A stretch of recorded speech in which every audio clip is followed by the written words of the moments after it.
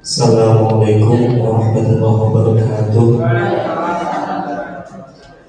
A'udzubillahi minasyaitonir rajim. Bismillahirrahmanirrahim. Alhamdulillahirabbil alamin. Wassalatu wassalamu ala sayyidina Muhammadin wa ala alihi wa sahbihi ajma'in. Yang terhormat Bapak Cahyo Rahmadianto MPG selaku Kepala Sekolah PTSMPI 2 Sukajaya, yang saya hormati Bapak Ibu Guru, staf karyawan PTSMPI Negeri 2 Sukajaya. Puji syukur kehadirat Allah Subhanahu wa Ta'ala yang telah memberikan kita nikmat hidayah serta inayahnya sehingga di pagi yang berbahagia ini kita bisa berkumpul dengan beberapa acara kegiatan yang akan dilaksanakan hari ini, dan semoga diberi kelancaran sampai akhir. Salawat dan salam semoga selalu tercurah kepada junjungan kita Nabi Agung Muhammad SAW.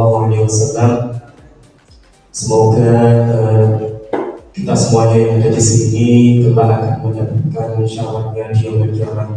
Amin ya rabbal alamin. Bapak Ibu yang berbahagia, pagi hari ini ada beberapa kegiatan yang akan kita laksanakan.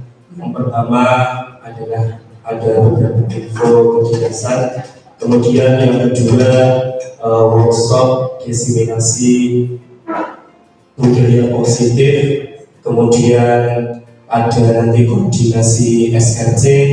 Kemudian kegiatan khatmul Quran yang nanti akan diambil pengambilan foto di musola, dan juga nanti dilanjutkan setelah sholat Jumat nanti dilanjutkan untuk pembelajaran Canva di Grand IPA.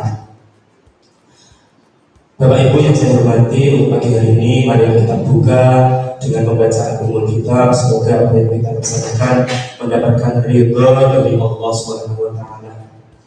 Ridhoillah wa ridho Rasulullah. Al-Fatihah.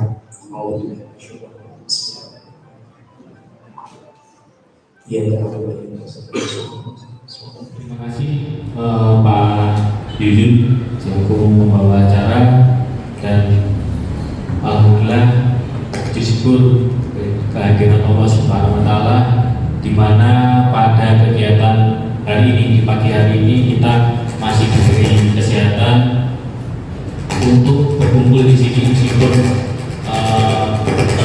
banyak sekali agenda kita untuk hari ini, kita masih diberi kesempatan kesehatan. Dan tak lupa salawat dan salam kita aturkan ke Nabi besar Nabi Muhammad SAW, yang dimana kita tunggu syafaatnya di yaumul qiyamah nanti. Yang saya hormati Bapak Cahyo Rahmadianto selaku Kepala Sekolah CPN Negeri 2 Sukajaya, kemudian Bapak Ibu staf dan rekan-rekan semuanya. Jadi untuk materi berikutnya yaitu workshop budaya positif. Jadi sebelumnya saya ucapkan terima kasih kepada Bapak Ibu semua yang sudah menyempatkan waktu untuk bisa hadir di sini untuk mengikuti rangkaian kegiatan agenda sekolah.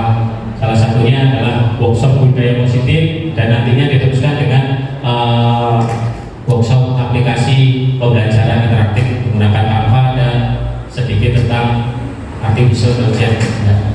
Oke, Bapak Ibu, untuk menyingkat waktu akan kita mulai, dan kami mohon sambutannya dari Bapak Kepala Sekolah untuk membuka tentang diseminasi budaya positif, yaitu ini adalah salah satu tugas terkait dengan calon guru penggerak ya Bapak Ibu. Jadi ini kita masukkan juga di program sekolah juga, kebetulan masih relevan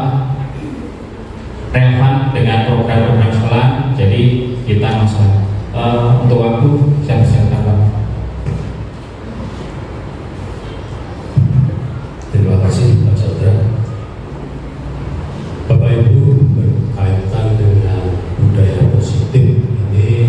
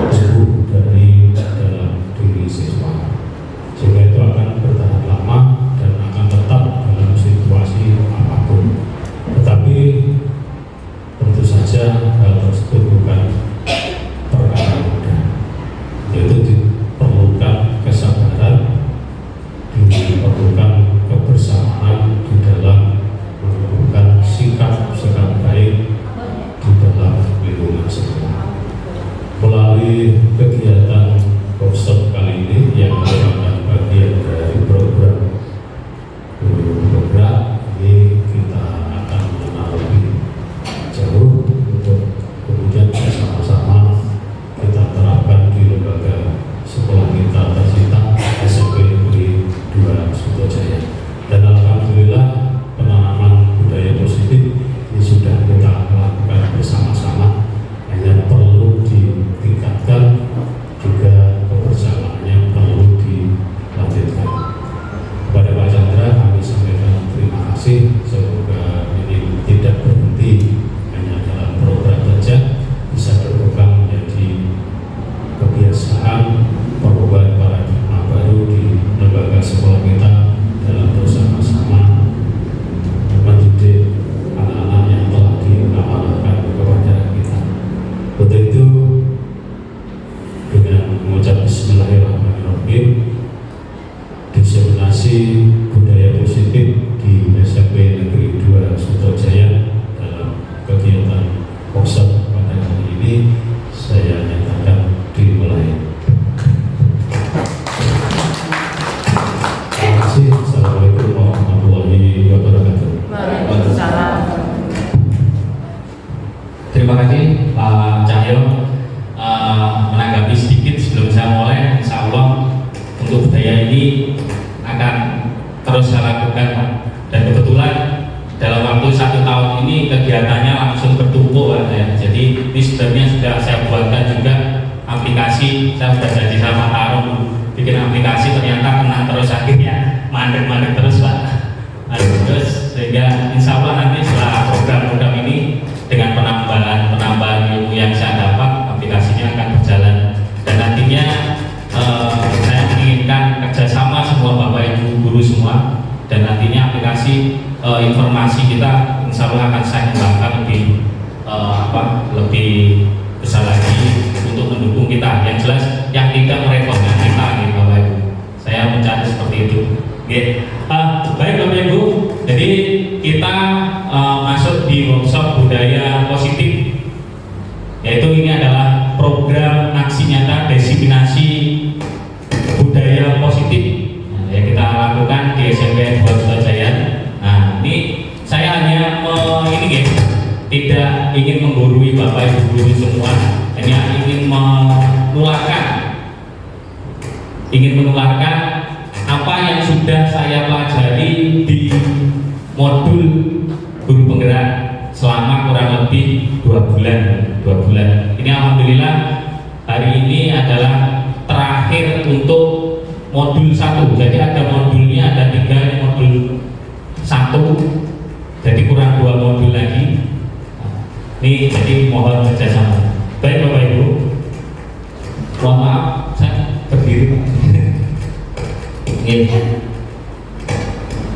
Jadi budaya positif itu adalah budaya di lingkungan sekolah, yaitu nilai dan kebiasaan yang dilakukan berpihak pada murid agar mereka dapat berkembang menjadi pribadi yang kritis, penuh hormat, bertanggung jawab sesuai dengan profil pelajar Pancasila. Jadi intinya untuk pembelajaran yang diminta di kurikulum Merdeka ini gitu Bapak Ibu, ini adalah pembelajaran yang sesuai dengan keberpihakan kepada murid yang diminta itu Bapak Ibu. Nah, jadi istilahnya berhamba pada murid. Nah, jadi untuk paradigma baru ini tentunya semuanya mengarah ke profil pelajar Pancasila. Jadi ada 6 gitu Bapak Ibu, mulai dari kebinekaan global, terus kemudian gotong royong, terus kemudian kreatif, bernalar kritis, mandiri, dan bertakwa. Jadi semuanya mengacu ke profil pelajar Pancasila.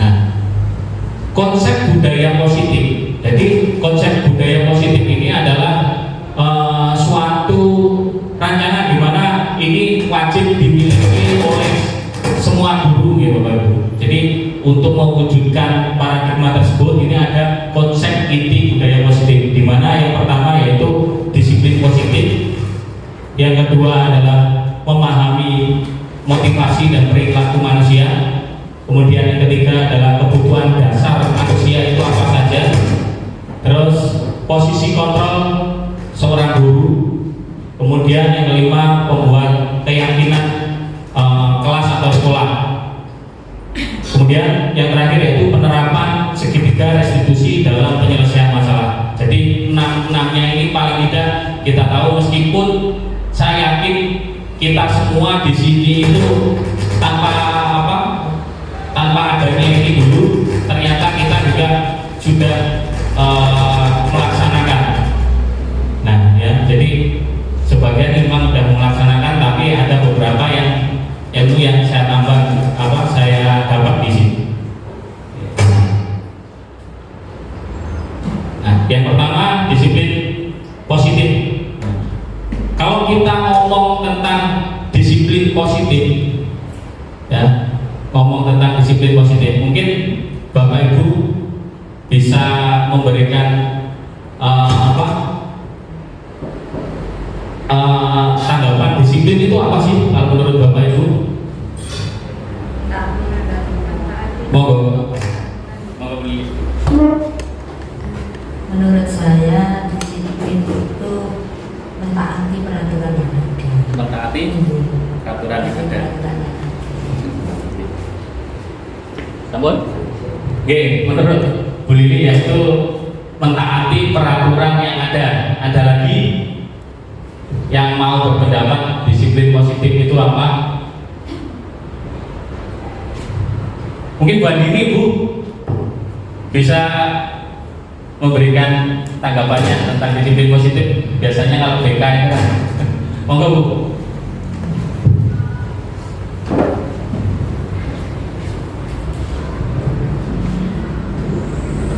Untuk disiplin positif, menurut pendapat saya, selain mentaati aturan yang ada ini, seandainya ada pelanggaran, itu juga pelanggarannya itu untuk punishment-nya itu juga dalam bentuk yang positif. Jadi tidak membuat anak itu menjadi ketakutan, tapi membuat anak menyadari bahwa saya ini kalau tidak disiplin, berarti bahwa yang dalam menyadari bahwa disiplin ini sangat-sangat bermanfaat buat saya. Terima kasih. Ya, terima kasih Bu Andini untuk tanggapannya. Jadi apa yang sudah kita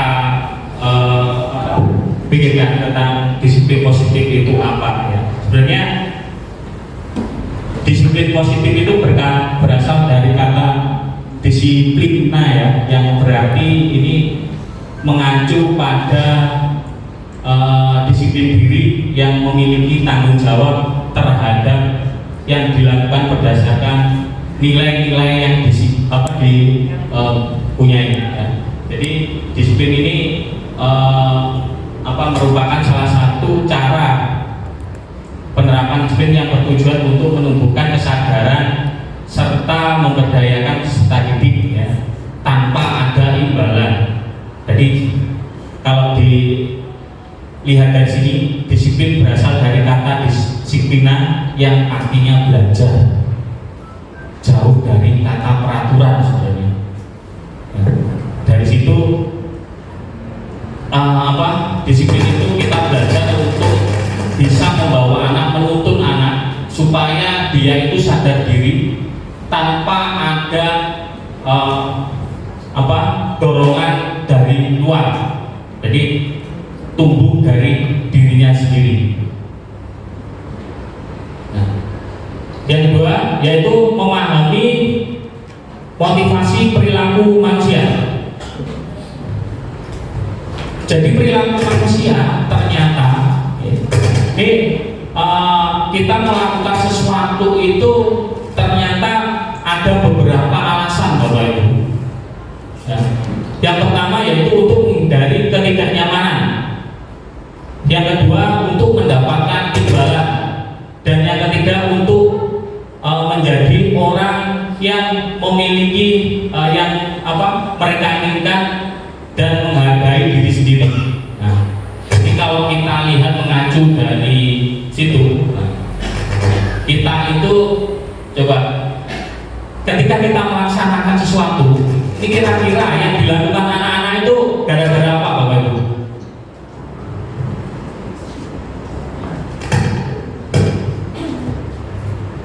Mungkin Bapak Ibu yang di kelas, anak-anak itu mengerjakan tugas, mau berangkat pagi, itu gara-gara apa? Gara-gara tata tertib aturan. Nah, di situ gara-gara yang mana? Bu Sugi, coba Bu Sugi. Yang mana Bu? Yang pertama, untuk menghindari ketidaknyamanan atau hukuman. Anak-anak itu menggunakan sepatu warna hitam, terus kemudian rambutnya pendek, itu rata-rata datangnya itu adalah untuk menghindari ketidaknyamanan atau hukuman, bukan dari dirinya sendiri. Jadi ini faktor eksternal yang ada pada anak. Ya. Nah,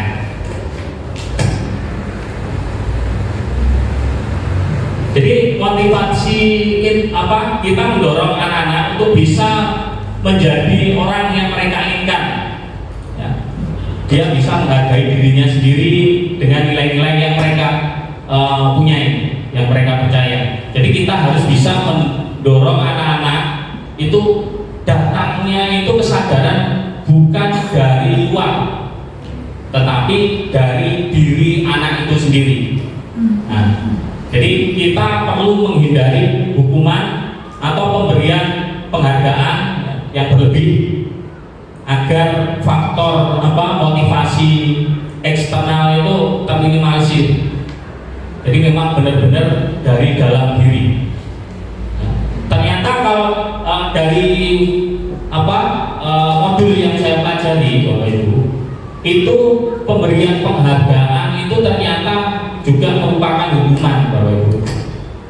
Jadi ketika anak-anak itu mendapatkan sebuah reward, itu datangnya keinginan itu masih dari luar.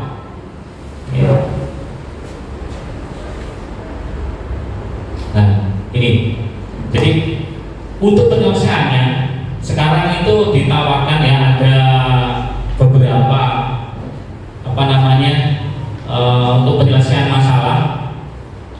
Yang pertama ada hukuman, yang kedua ada konsekuensi, kemudian ada restitusi.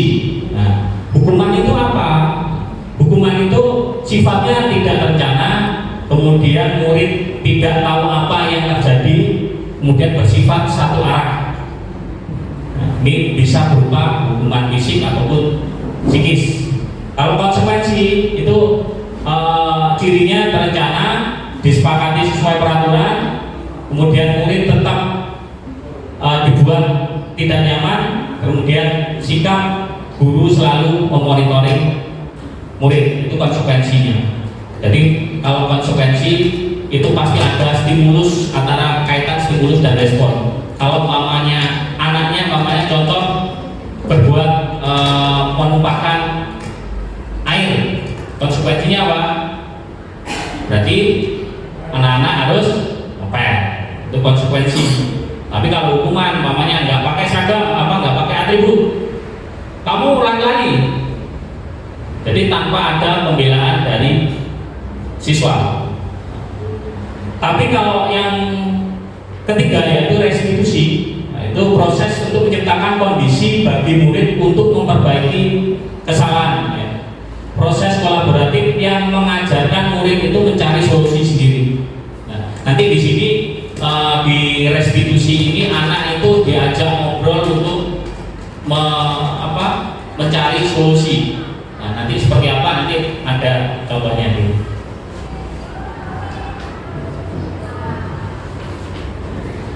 Oke. Nah, jadi ini sifat dari hukuman ya. Di sini ada disiplin dengan identitas gagal, yaitu di mana anak itu merasa gagal. Ini apabila suatu masalah itu dilakukan dengan menggunakan hukuman, karena hukuman itu sifatnya menyakiti, tidak nyaman, murid jadi takut, terus kemudian murid menyembunyikan kesalahan. Nah, jadi dengan adanya hukuman itu ternyata murid itu juga menyembunyikan sesuatu itu ditutup-tutupi. Jadi nggak mungkin anaknya akan istilahnya datangnya dari internal anaknya itu sendiri. Terus yang kedua yaitu penghargaan.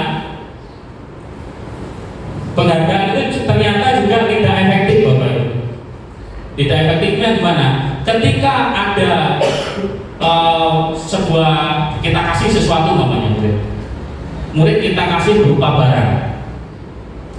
Ketika barangnya itu tidak sesuai keinginan, itu anaknya juga mohon barangnya ngono. Bisa berpikir seperti itu, atau bahkan bisa merusak hubungan antara temannya. Contoh, biasanya kan yang aktif itu antara yang aktif sama yang enggak itu kan itu aja ya, biasanya seperti itu. Ketika anak tersebut mendapatkan suatu hadiah, temannya masih paling awakmu meneh. Itu membuat hubungannya jadi tidak bagus juga. Kemudian yang ketiga, mematikan kreativitas. Nah, mematikan kreativitas itu contoh seperti ini. Kamu kalau umpamanya bisa rajin masuk, terus tugasmu masuk, nilaimu sudah KM namanya, nanti saya kasih imbalan. Ternyata anak cuma memberikan dua tugas yang dikasihkan itu. Akhirnya dia tidak berpikir seperti ini, berpikirnya begini, wis ngene ae wis apik ngene wis itu imbalan aku. Nah, jadi ternyata nggak seperti itu. Kemudian menghukum dengan posisi ranking. Ternyata ranking itu juga menghukum. Ketika anak tersebut bisa mengikuti alur, itu anak-anak itu masih senang. Wih, saya juara 1. Tetapi ketika dia mengalami kegagalan atau tidak sesuai yang diharapkan, anak itu jadi murung, Bapak. Nah, ternyata penghargaan berupa ranking itu ternyata juga menimbulkan psikis pada anak. Nah, jadi untuk itu kita gunakan yang namanya konsep disiplin dengan identitas sukses. Jadi contohnya menggunakan konsekuensi. Jadi dengan konsekuensi ini paling enggak untuk anaknya tersebut itu sadar mendapat penguatan meskipun di jangka pendeknya. Oh iya, saya melupakan, saya harus membersihkan. Terus kemudian perlu monitoring berkelanjutan. Terus yang ketiga, stimulus respon tadi. Ini anak-anak membutuhkan itu. Jadi ketika ada Adi, gimana sudah kamu bersihkan? Kamu tadi melupakan, berarti kamu apakah? Nah, itu. Kemudian murid juga menghormati peraturan. Yang ketiga yaitu yang berikutnya adalah restitusi. Dengan menggunakan restitusi, murid bertanggung jawab untuk perilakunya, fokus pada pemecahan pemecahan masalah jangka panjang. Kemudian murid menghormati dirinya. Kemudian di dalam teori kontrol itu dia memegang penuh atas kendali dirinya sendiri. Jadi di dalam penyelesaian masalah menggunakan restitusi itu anaknya sendiri. Tetapi bukan berarti kita memberikan harus menggunakan restitusi ya. Restitusi itu memang bagus, jangka panjangnya dapat karena timbul dari diri anaknya, tetapi perlu budaya positif yang dibiasakan. Jadi nggak bisa langsung instan, Bapak Ibu.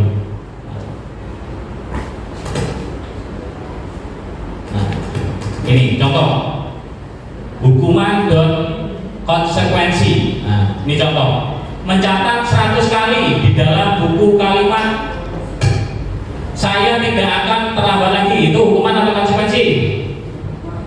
Apa Bapak Ibu? Hukuman ya. Lari mengelilingi lapangan 2 kali karena terlambat. Apa? Hukuman.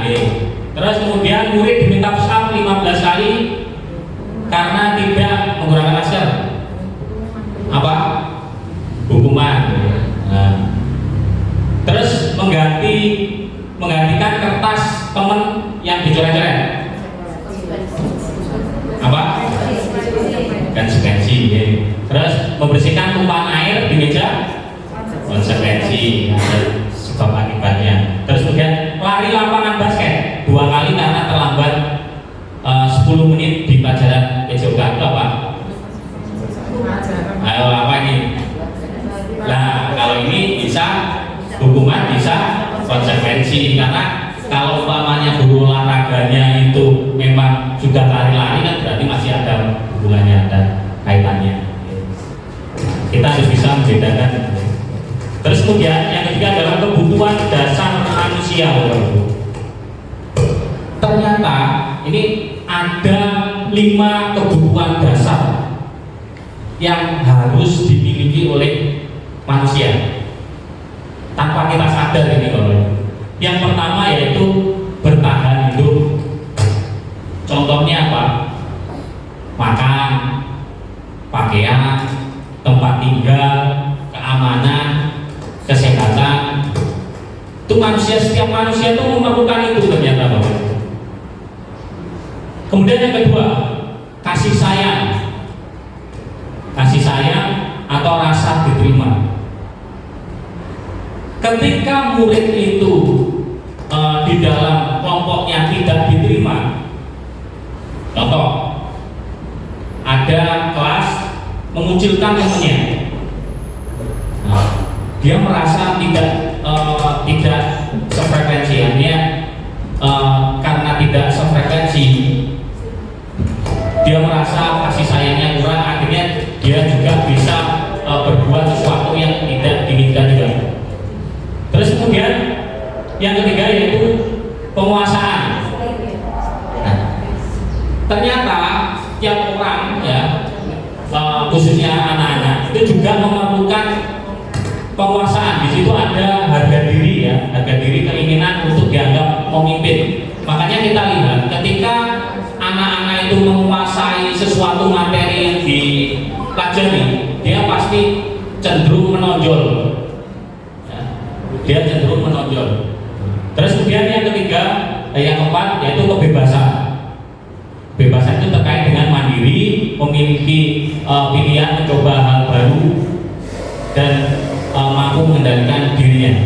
Jadi kebebasan ini kadang anak-anak ketika pelajaran tiba-tiba diam saja, tidur, ya, terus keluar sendiri. Lah itu biasanya mencari kebebasan. Ini dibutuhkan bukan anak-anak saja, mungkin kita juga biasanya begitu.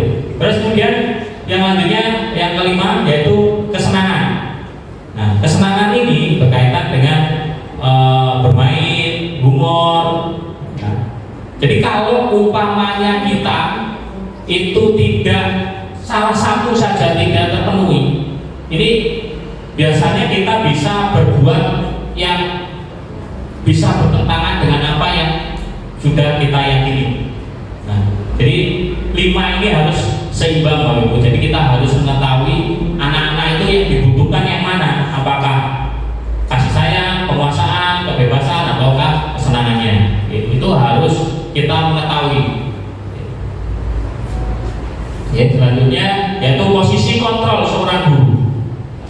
Jadi posisi kontrol seorang guru itu ada 5 Bapak Ibu, yaitu sebagai penghukum.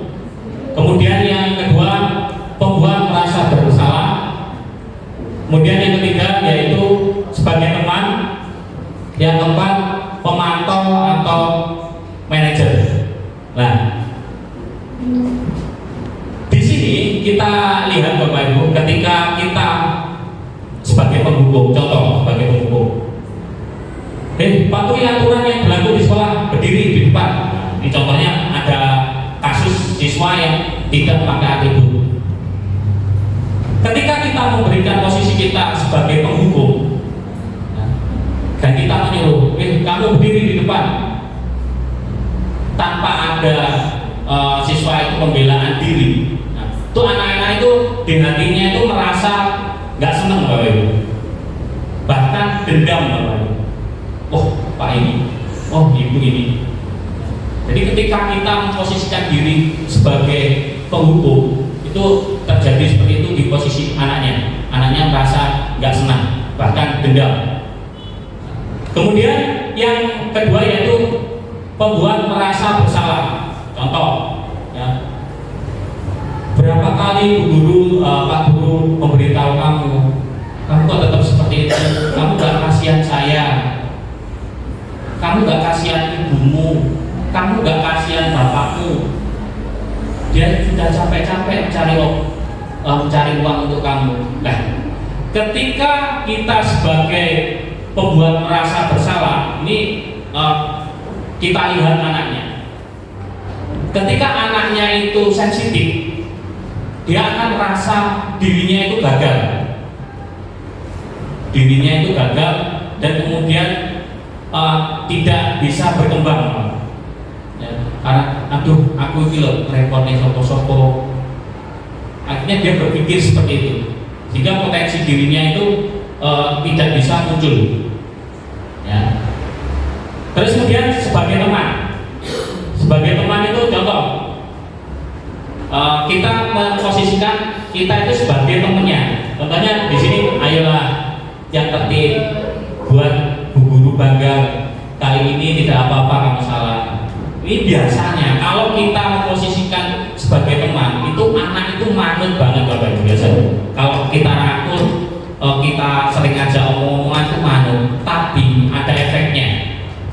Efeknya itu anak-anak itu condongnya itu masih pada orang tersebut. Ketika diomongkan dengan orang lain yang nggak dekat, itu anak-anak sulit untuk dibilangi, sehingga ini masih faktor dari luar, bukan faktor dari dirinya si murid tersebut. Kemudian sebagai pemantau, ketika kita sebagai pemantau, kita itu memonitoring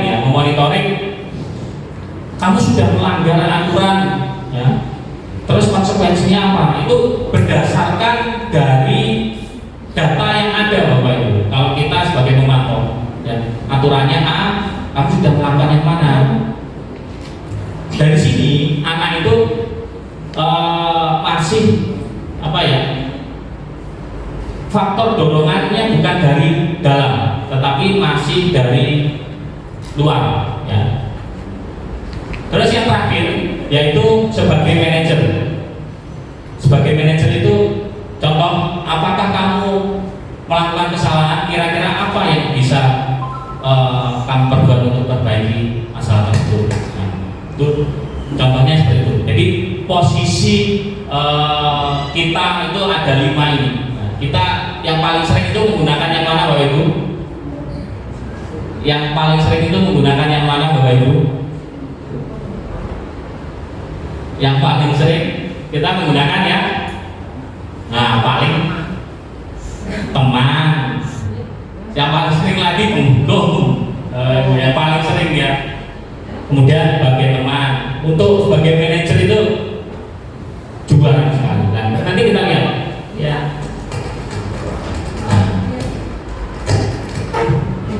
Nah, dari situ kita membuat keyakinan kelas Bapak Ibu ya. Kita membuat keyakinan kelas. Keyakinan kelas itu apa sih? Kenapa kok keyakinan kelas? Nah, kita lihat Bapak Ibu. Nah, ini contoh. Di sini ada stimulus ya Bapak Ibu. Ada kalimat pematik. Mengapa kita memiliki peraturan menggunakan helm bila mengendarai sepeda motor? Kira-kira keyakinan Bapak biar ngapain Bu? Bapak Ibu, kita menggunakan helm itu biar ngapain? Biar apa? Selamat toh? Aman. Pandangan orang itu karena peraturan. Nah, tidak tahu. Tapi intinya di sini itu kan sebenarnya kita pakai helm kalau kita yakin kita itu menggunakan helm itu biar selamat, aman, ya kan? Terus kemudian kita memiliki peraturan. Mengapa kita memiliki peraturan harus datang tepat waktu pada saat mengikuti pelatihan. Kenapa Bapak Ibu? Keyakinan Bapak Ibu kalau nggak telat itu ngapain? Biar tidak ketinggalan. Jadi ketika kita membuat sebuah keyakinan itu harus memiliki keyakinan seperti itu ya Bapak Ibu. Nah, yang berikutnya adalah segitiga restitusi.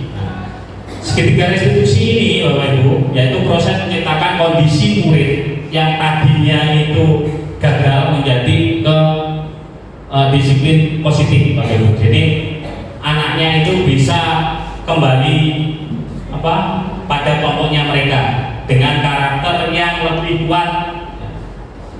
Jadi restitusi ini juga mengajarkan murid untuk mencari solusi untuk masalahnya mereka sendiri.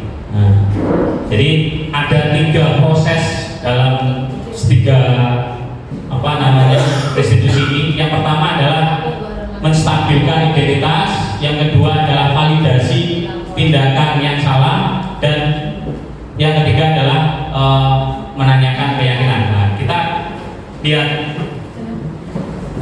penerapan segitiga restitusi. Nah,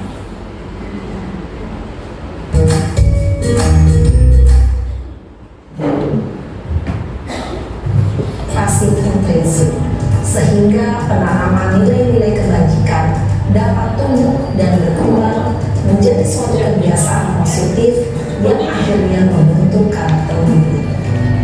Proses dialog ini terdiri dari input.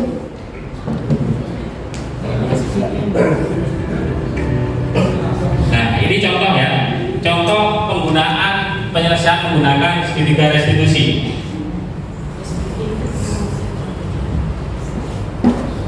Siang Sarah. Siang Pak. Sudah lama nggak ketemu Sarah? Kenapa hadirnya di sini? Kesel Pak, kesel banget. Masa aku dikatain tukang fitnah Pak? Ya aku marah lah. Aku udah dikatain Eka di depan kelas. Kesel banget. Oh begitu. Ya pasti kamu marah dan kesal. Bapak juga akan marah apabila ada yang menuduh Bapak seperti itu. Kemudian pada saat itu kamu mau melakukan apa? Ya saya langsung ngatain Eka Pak. Kesel banget. Saya minta Di sini adalah validasi dan validasi. Oh begitu. Pasti kamu melakukan seperti itu karena suatu alasan tertentu kan? Iyalah, saya diam saja Pak. Ya saya proses validasi ini saya penanyakan alasan. Saya wajar lah. Mempertahankan harga diri itu sesuatu yang penting buat kamu. Untung kamu tidak membuat gagal lagi, hanya membentak-bentak. Iya Pak. Untung saya masih bersabar dan hanya meminta saja. Sudah gemes padahal, saya pasti bela diri lah. Ya pasti ya. Tapi kamu memilih untuk tetap bertahan dan bersabar. Kamu memilih untuk tidak berbuat lebih parah lagi kan? Iya. Nah, sekarang coba kita lihat lagi tindakan kamu yang bentak-bentak Eka di kelas. Tindakan kamu itu kira-kira sesuai dengan keyakinan kelas atau prinsip kamu tidak? Enggak lah Pak. Capek Pak jadi pemarah. Jadi keyakinan atau prinsip mana yang kurang sesuai dengan keinginan kamu? Ya, saya sebenarnya sangat menghargai orang lain. Mungkin saat itu saya menjadi emosi, jadi tidak menunjukkan sikap itu. Kamu meyakini tidak? Menghargai orang lain itu penting buat kamu. Yakinlah Pak. Iya, setuju. Kita harus saling menghargai. Namun, ada juga keyakinan yang kita sepakati yang perlu kita jalankan apabila kita sedang marah, kan? Ya, saya bisa lebih proaktif, mulai dengan diri sendiri. Saya bisa jadi lebih bersabar, mengambil waktu jeda untuk berpikir mau apa selanjutnya. Kira-kira kamu bersedia memperbaiki masalah ini tidak? Bersedia Pak. Kalau kamu memperbaiki masalah ini, kamu akan menjadi orang seperti apa? Saya akan menjadi orang yang bertanggung jawab kali ya Pak, dan senantiasa proaktif. Iya, menurut kamu bagaimana rasanya menjadi orang seperti itu? Ya nyaman lah, bangga bisa bersabar dan menahan diri. Baiklah kalau begitu.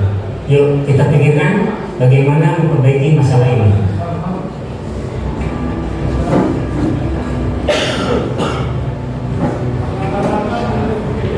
Ibu dan Bapak. Oke, Bapak Ibu, dari video yang kita lihat tadi, nah, itu ada 3 proses Bapak Ibu. Jadi ada 3 proses. Yang pertama yaitu menstabilkan anaknya dulu. Jadi ketika anaknya itu masih emosi, dia distabilkan dulu. Terus kemudian yang kedua, nah, itu validasi kesalahan. Kita tanyain, nah, perjanjian apa yang sudah kita kita punyai, ya kita yakini. Ya. Terus kemudian di situ juga yang ketiga yaitu tentang menanyakan keyakinan. Setelah validasi kesalahan diapakan, terus kemudian ditanyakan tentang yang diyakini. Ya. Mungkin itu saja Bapak Ibu. Jadi gambaran yang saya sampaikan. Mungkin untuk sesi selanjutnya adalah sesi kita sharing ya Bapak Ibu. Di sesi tanya jawab, monggo Bapak Ibu yang memberikan tanggapan atau kita ingin berdiskusi ya, monggo mungkin 1 atau 2 pertanyaan, monggo.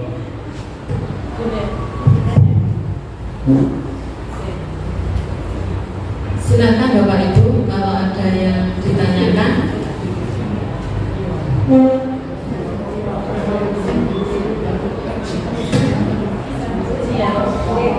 Satu pertanyaan saja, setelah ini kita tutup workshopnya. Jadi untuk dokumentasi 1 pertanyaan saja, mohon untuk disampaikan Pak Nazarudin.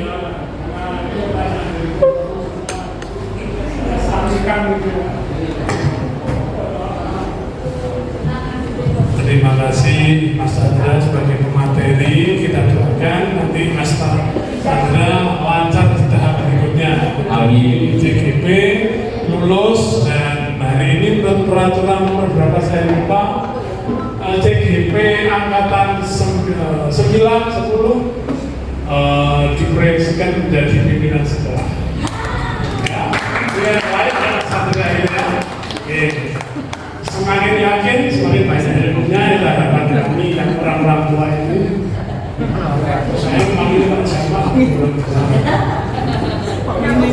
Terima kasih. Pemaparan yang bagus sekali. Nah, mungkin ini bukan pertanyaan, tapi saya saja ya. Yang pertama, keyakinan kelas. Ini nampaknya menjadi hal yang sangat penting untuk memulai. Ya, jadi yang terpenting adalah keyakinan kelas dulu. Jadi artinya Bapak Ibu masuk kelas yang baru itu harus membuat ya dengan berbagai variasi keyakinan kelas. Apa yang boleh, apa yang tidak boleh, apa yang membuat nyaman murid, apa yang membuat nyaman guru, gitu ya. Terus dan itu dianggap sebagai keyakinan kelas. Jadi apakah keyakinan kelas itu tiap makhluk berbeda-beda? Nah ini mau dijawab nanti. Jadi apakah keyakinan atau kesepakatan kelas yang kalau dulu saya istilah itu tiap makhluk berbeda-beda? Monggo dijelaskan. Itu kopi.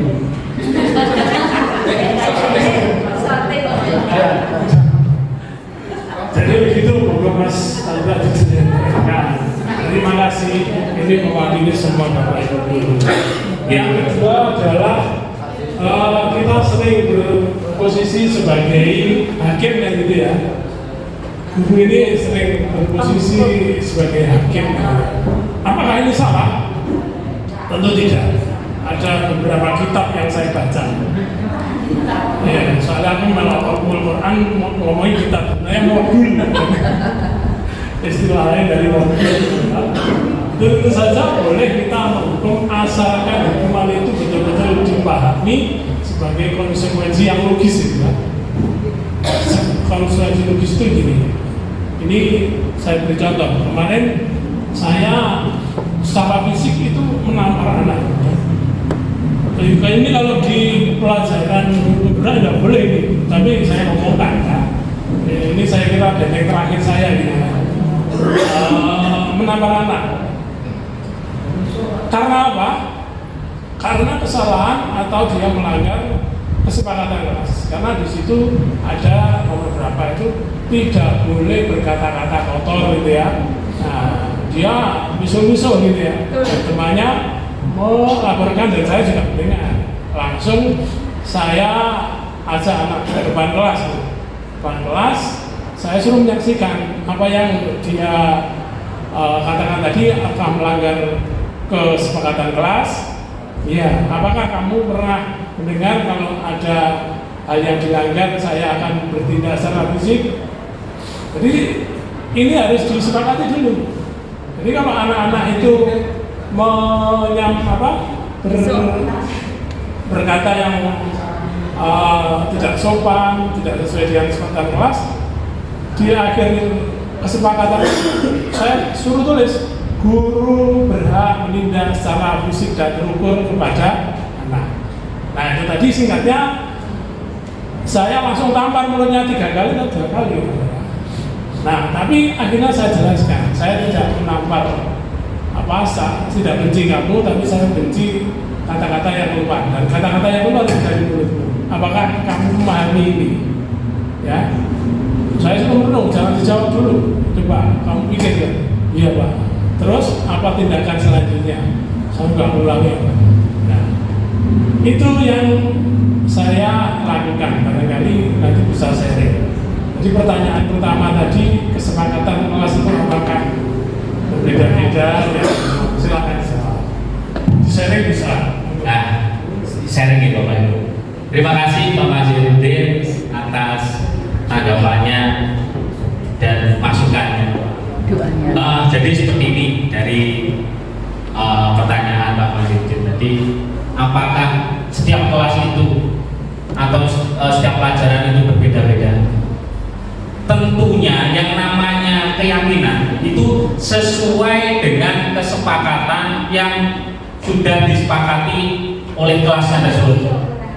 Jadi jawabannya bisa berbeda-beda Bapak Ibu.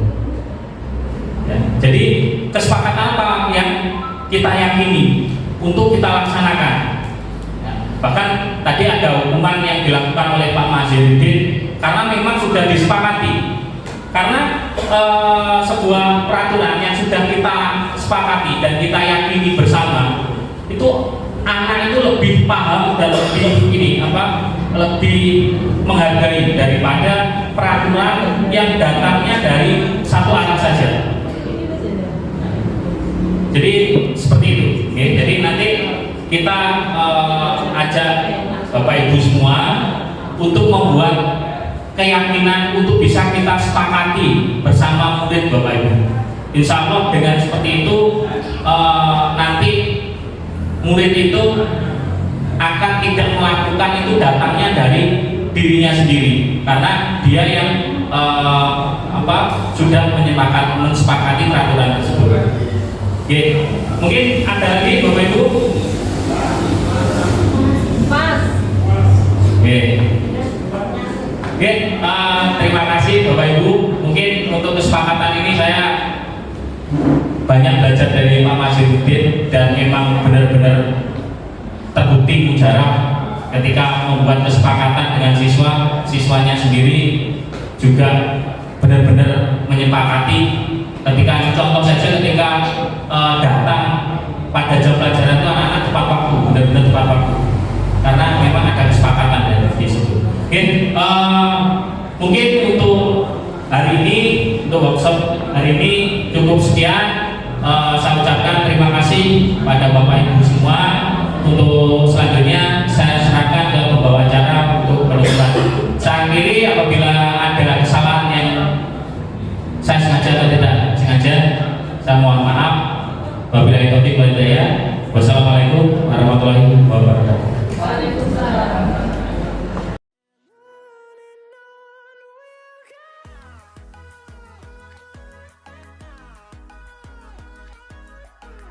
Dulu waktu kita awal pertemuan, ya, dulu kan kita sudah membuat kesepakatan. Masih ingat nggak? Kalian tahu peraturan sekolah nggak? Coba yang tahu siapa angkat tangan? Sebutkan salah satu saja peraturan sekolah. Oke, siapa yang tahu peraturan sekolah? Angkat tangan. Pakaian lengkap. Pakaian lengkap. Siapa lagi? Apa? Tidak boleh membawa HP. Tidak boleh Membawa HP. bawa HP. Kalian boleh terlambat tidak? Tidak. Tidak boleh terlambat. Terus apa lagi? Tidak boleh bolos. Apa lagi? Sepatu harus putih. Oh, sepatu harus hitam putih. Boleh nggak berbohong? Boleh nggak mengerjakan PR? Tidak. Boleh nggak? Tidak. Iya kan, banyak peraturannya. Nah, dari peraturan tersebut ini kita akan ngomong tentang peraturan. Apakah peraturan tersebut itu kamu benar-benar pahami? Benar. Pahami nggak? Kami. Paham? Paham? Mengerti? Mengerti. Nah, bagus kalau kalian mengerti, kalian pahami. Tapi kalian laksanakan nggak? Laksanakan. Enggak Pak, asli Pak. Asli ya? Nggak bolos Pak. Nggak tahu ngerokok. Kamu ingat nggak sama peraturan-peraturan yang ada? Ayo, sama peraturan yang ada ingat nggak? Tak tanya, ingat apa? Loh, nggak ingat kan? Kenapa kalian nggak ingat peraturannya? Karena peraturan tersebut yang bikin kamu bukan? Bukan. Yang bikin siapa? Sekolah. Sekolah. Berarti kamu menaati peraturan tersebut karena Sekolah. Nah, ya karena sekolah. Kenapa kamu mau melaksanakan tersebut? Karena tata tertib sekolah. Karena takut dia apa? Loh, sing keras nggak apa-apa. Karena apa? Loh, jujur aja. Apa? Takut? Loh, takut di hukum. Bener nggak? Benar. Ada nggak yang kira-kira yang datangnya dari dalam diri kalian? Ada nggak? Coba dari peraturan yang sudah kalian sebutkan tadi, yang kira-kira memang benar-benar dari dalam hati, ya, itu angkat tangan coba. Peraturan-peraturan yang kamu laksanakan dari dalam hati, bukan karena takut. Ada nggak? Ada nggak? Lo tak tanya sama saya jujur aja. Ada nggak? Maksudnya Pak? Hah? Pak di dalam hati. Lah iya. Apa? Gini loh, maksudnya gini. Kalian melaksanakan peraturan, contoh. Kamu sholat tepat waktu. Melakukan sholat toh? Kamu melaksanakan sholat berjamaah. Siapa yang datangnya dari dalam hati?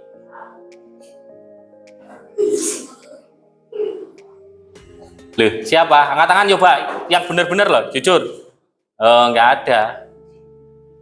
Yang ada, angkat tangan, maju ke depan, berikan alasanmu. Nggak ada toh? Nggak ada. Karena kenapa? Peraturannya memang sifatnya memang untuk membatasi kalian.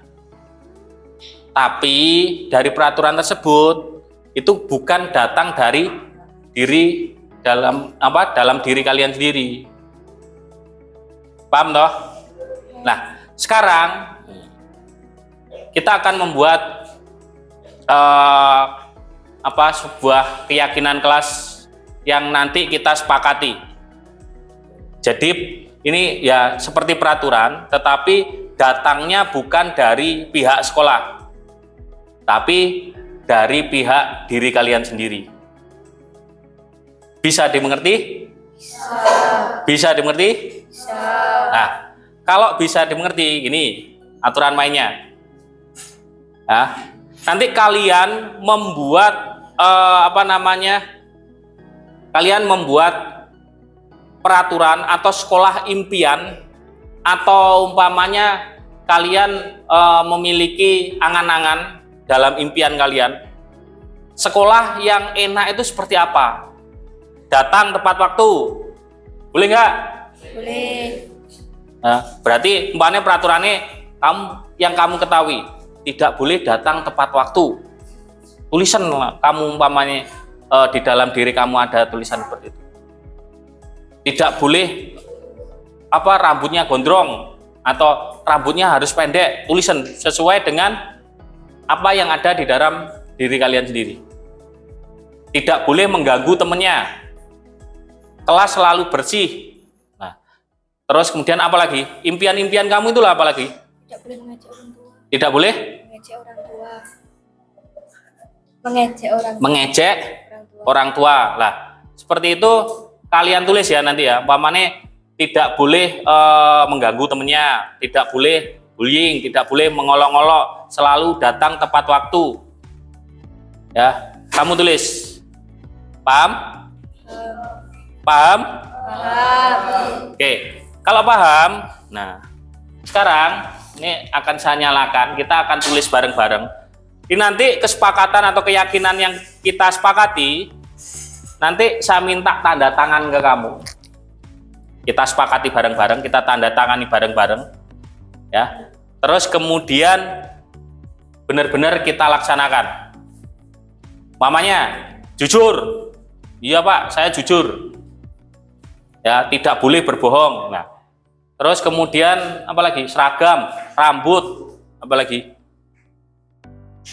Yang benar-benar yang ringan, yang benar-benar dari diri kalian sendiri, bukan karena sekolahan. Banyak mengerjakan tepat waktu. Nah, tulisan. Jelas ya? Jelas ya? Jelas. Oke. Kalau jelas, sekarang silahkan kalian buka Google Classroom-nya, terus kemudian masuk di forum yang ada di depan.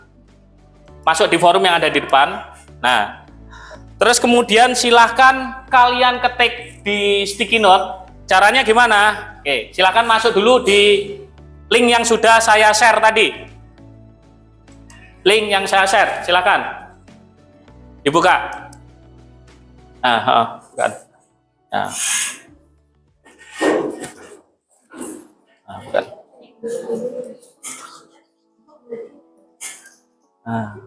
Tahu cara nulis di sini? Tahu cara nulis di sini? Gimana? Ini.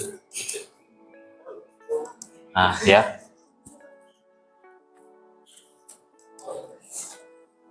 Oke ya. Cara nulisnya perhatikan saya. Perhatikan ke depan. Perhatikan ke depan sebentar.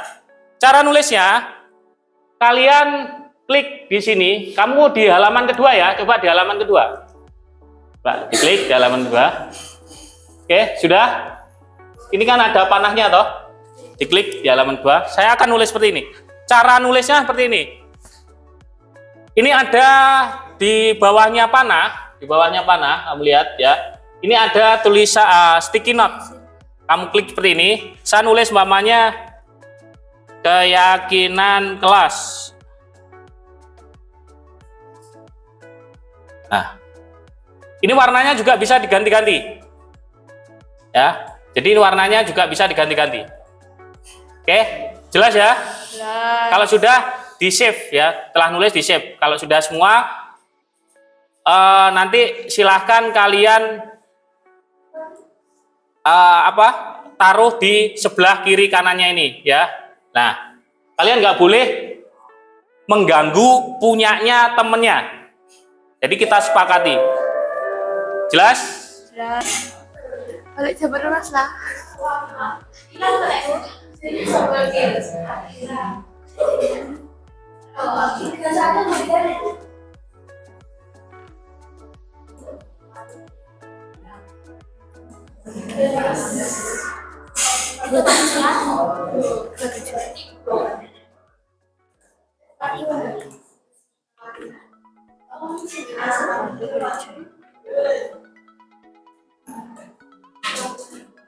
Oke, sudah ya? Perhatikan. Saya ingin satu orang membacakan ke depan. Ayo. Ayo silakan. Ayo maju ke depan. Kita buat sepakatan bareng-bareng ini. Kita buat sepakatan bareng-bareng. Di dalam nggak apa-apa. Oke, sudah. Jangan ada yang yang pertama ya. Boleh membeli jajan Saat jam pelajaran. boleh atau tidak? Tidak. Kalau umpamanya kamu boleh membeli jajan saat pelajaran, itu kira-kira mengganggu pelajaranmu enggak? Mengganggu. Mengganggu apa enggak? Mengganggu.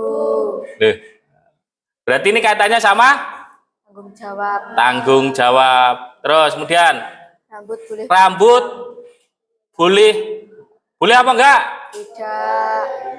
Kalau masih sesuai aturan, Bu, boleh. Ini berarti masuk di rambut rapi. Oke, ya. Saya masukkan di sini. Rapi ini berarti Mas Yan. Ini juga tidak boleh mengeluarkan baju itu, berarti ini masuk dengan Disiplin. disiplin ya.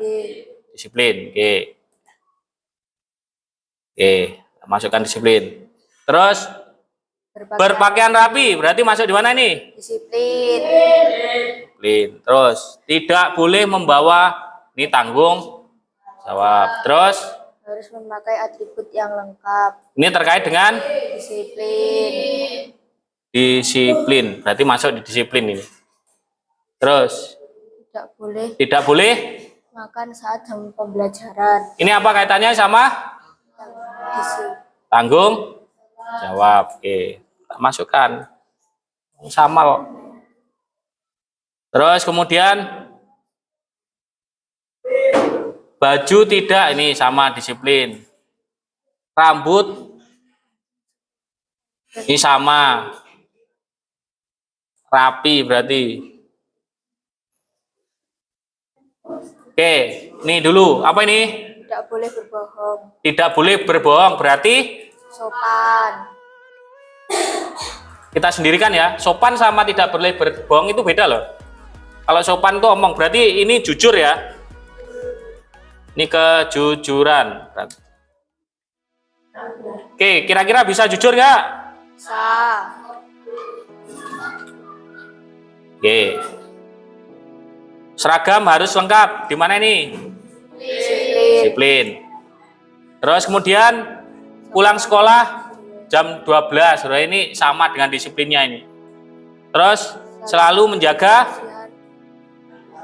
kebersihan. Menjaga kebersihan berarti di sini ya.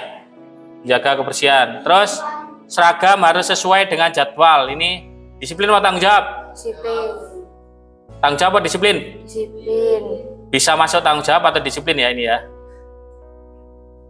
Pulang jam 10. Oh, jangan jam 10, jam 8 aja nggak apa-apa. Kalau waktunya pulang ya pulang. Berarti ini masuk di disiplin. Tidak boleh Melakukan bullying. bullying. Ini masuk di mana ini? Sendiri atau dimasukkan sopan?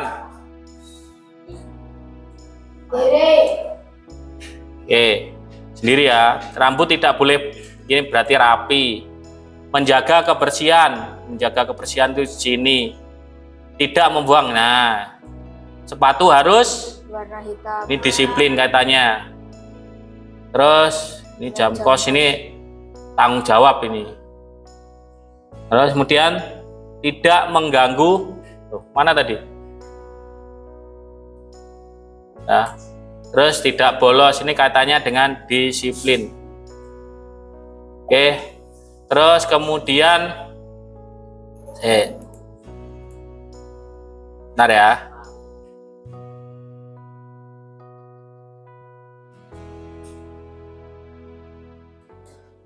Oke.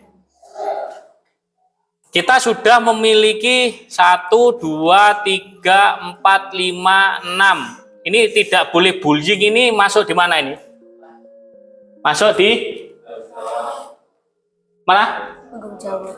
Tanggung Ini menghormati ini berarti. Sopan. Ya.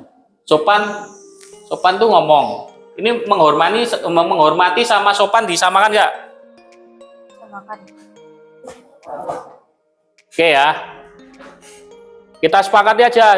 Bullying masukkan di mana? Sopan apa tanggung jawab? Sopan ya koyo ya. Sopan.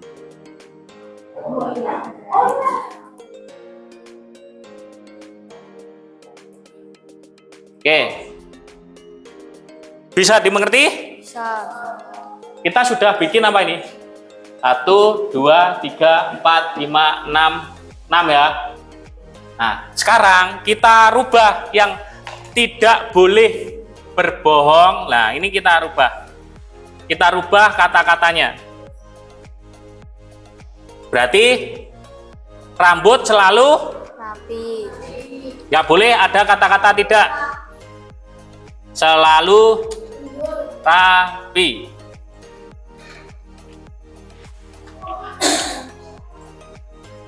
Oke, terus kemudian datang. Berarti selalu Disiplin. datang ke sekolah tepat waktu dan disiplin, gini aja.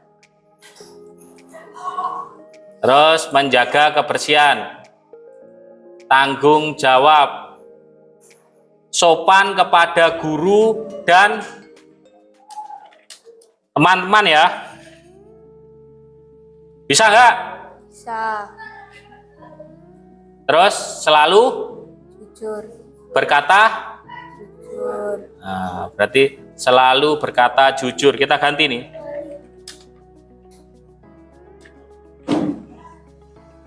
Kita hari ini bahas ini. Ada 6. 1, 2, 3, 4, 5, 6. Bisa dimengerti? Bisa dimengerti? Bisa. Setuju nggak kira-kira? Setuju. Ini tak ulang lagi. Rambut selalu rapi, setuju nggak? Setuju. Kalau rambutnya panjang berarti diapakan? Nah, potongan sendiri ya. Nah, pokoknya rambut selalu rapi.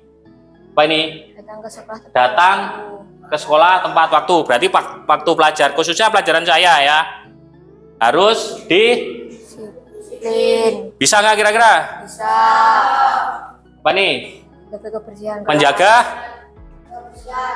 Bisa nggak kira-kira? Bisa. Setuju ya? Setuju. Terus? Tanggung jawab.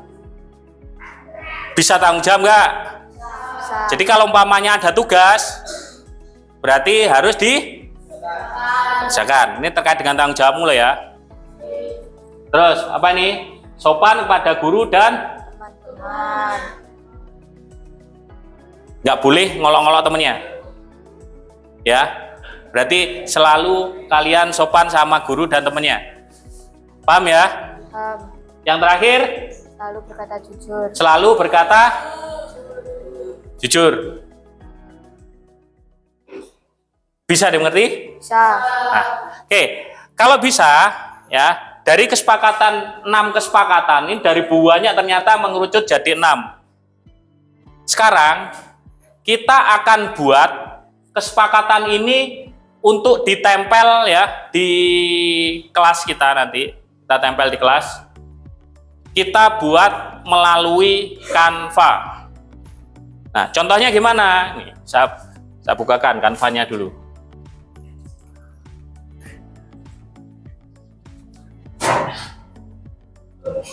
Nah, kamu buka Canva di Canva.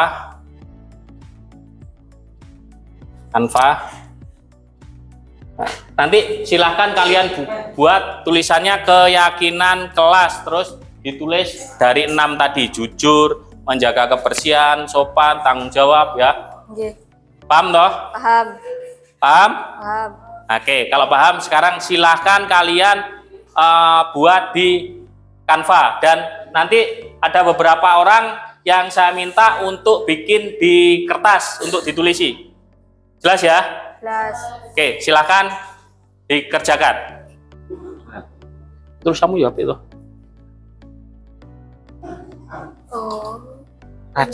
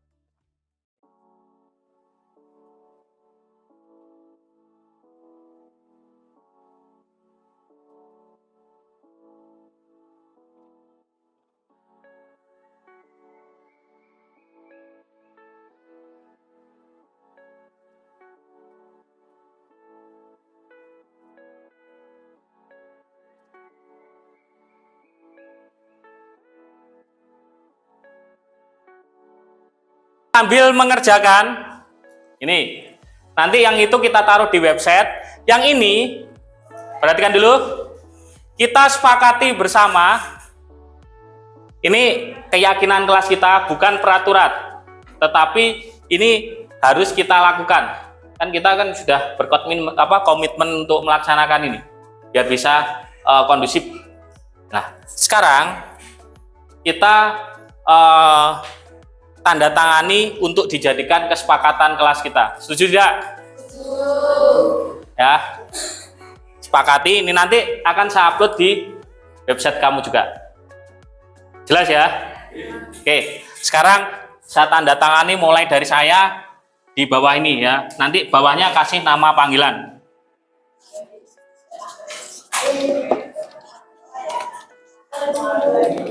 Oke, ayo silakan. Mulai dari situ. Maju, tanda tangani. Nah, barang ya.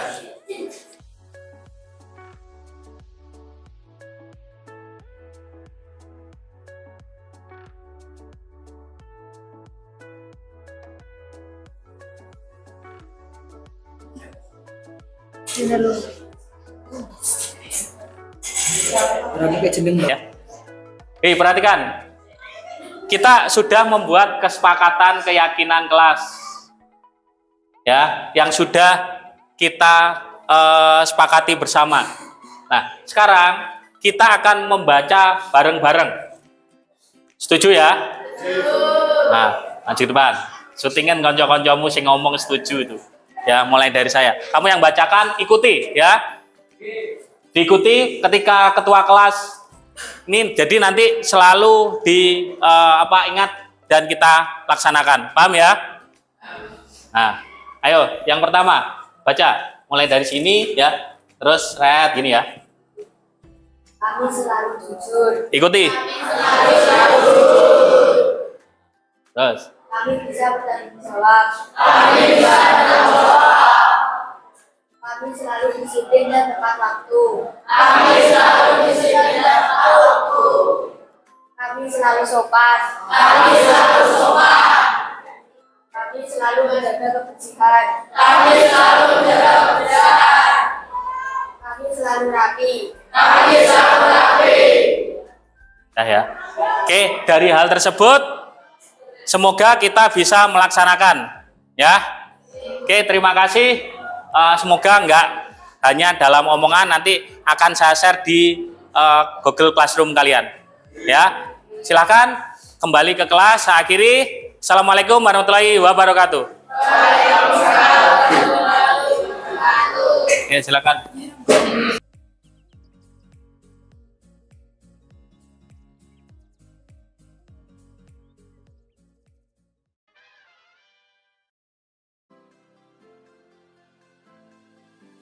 Permisi Pak Chandra, selamat pagi. Ada apa kok memanggil saya?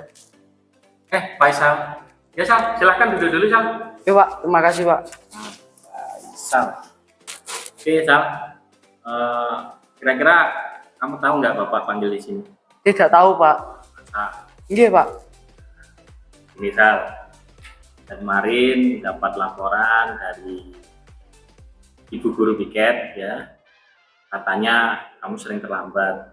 Nah, ini saya cross check juga melalui sistem informasi absen yang ada di sekolah kita, ternyata memang benar.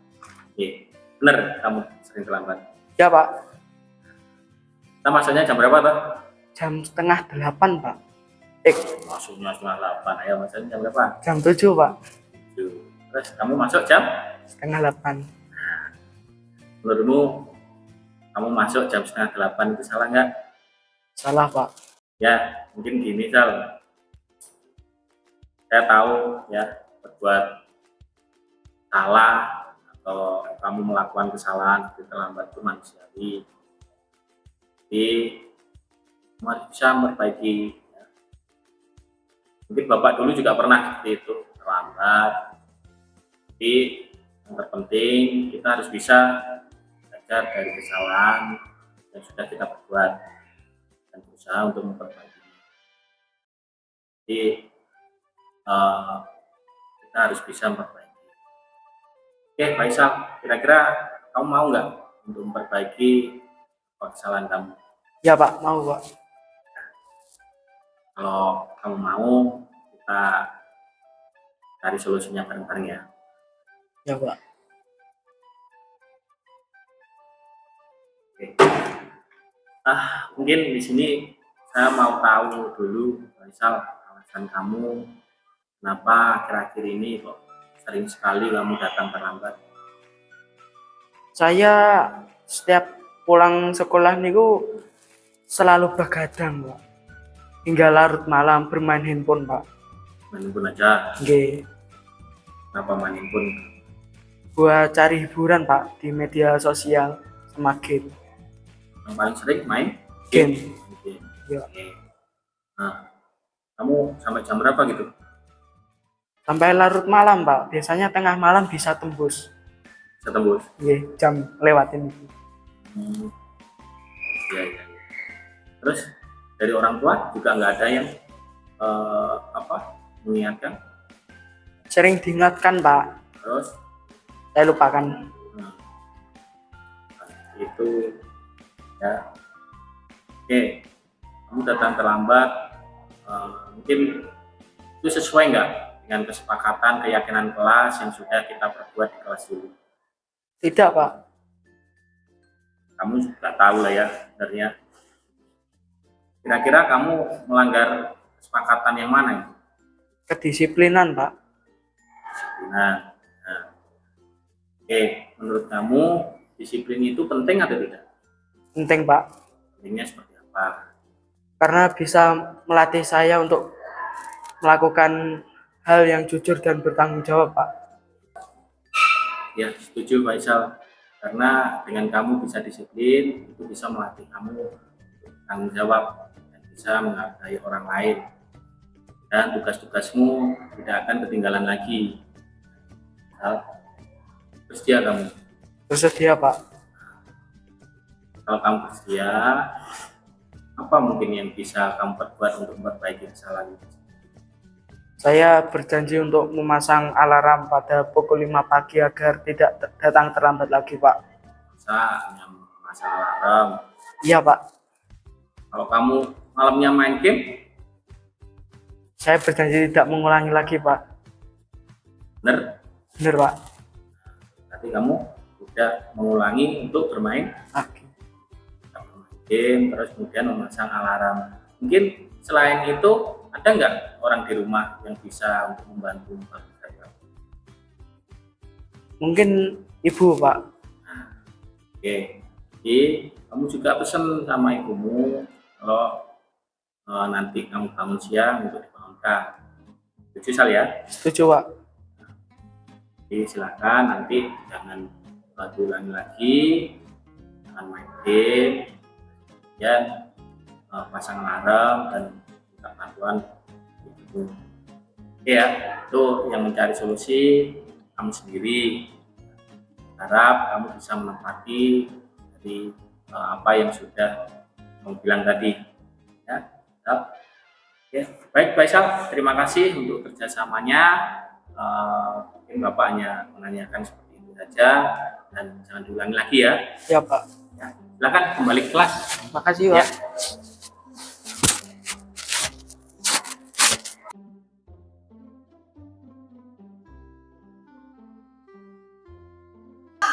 Assalamualaikum warahmatullahi wabarakatuh. Perkenalkan, nama saya Yuyun Wahyudin, rekan dari Bapak Chandra Kurniawan, calon guru penggerak Angkatan 9 dari UPT SMP Negeri 2 Sutojaya.